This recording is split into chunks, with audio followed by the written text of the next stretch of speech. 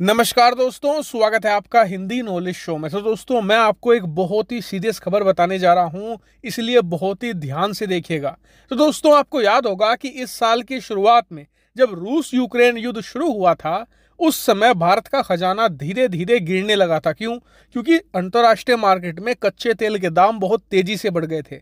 लेकिन उस समय भारत की रिजर्व बैंक ऑफ इंडिया ने कहा था कि वो खजाने को 590 से लेकर 600 बिलियन डॉलर तक रखेंगे, इससे ज्यादा नहीं गिरने देंगे। लेकिन अब से 2 महीने पहले रिजर्व बैंक ये करने में फेल हो गई। भारत का खजाना 570 बिलियन डॉलर तक गिर गया।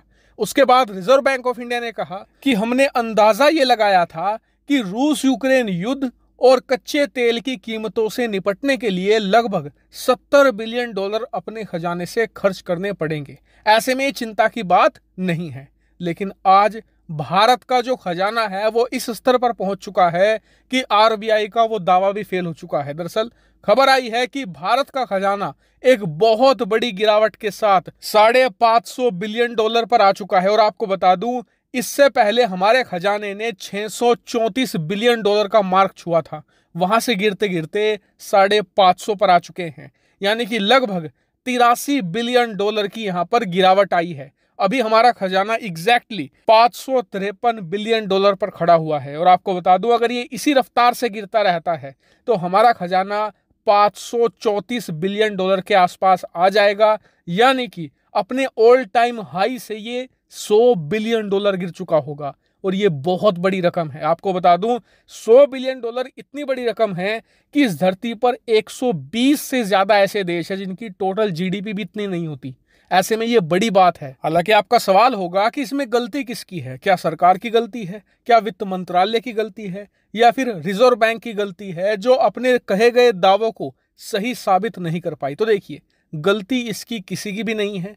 गलती इसमें युद्ध की है। क्योंकि जब युद्ध शुरू हुआ था तो शुरुआत के 1 महीने में रूस इतने तेजी से यूक्रेन पर चढ़ा था कि लग ऐसा रहा था कि कुछ ही हफ्तों का खेल है। लेकिन उसके बाद जो यूक्रेन ने रिटेलिएट किया है, उसके दम पर यह युद्ध 6 महीने से ज्यादा खिंच चुका है और अभी इसके खत्म होने के कोई आसार नहीं है।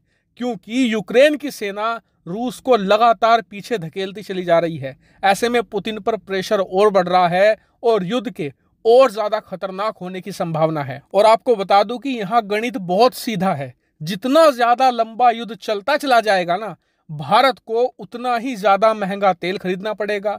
भारत में उससे महंगाई बढ़ेगी, उससे भारत का रुपया भी गिरेगा, जिससे कि भारत को अरबों डॉलर पानी की तरह अपने खजाने से बहाने पड़ेंगे, जिससे कि भारतीय रुपया 80 के नीचे रहे डॉलर के मुकाबले। भारत में जो महंगाई है वो भी लिमिट में रहे, साथ ही जो कच्चे तेल के दाम हैं उसको भी टैकल किया जा सके।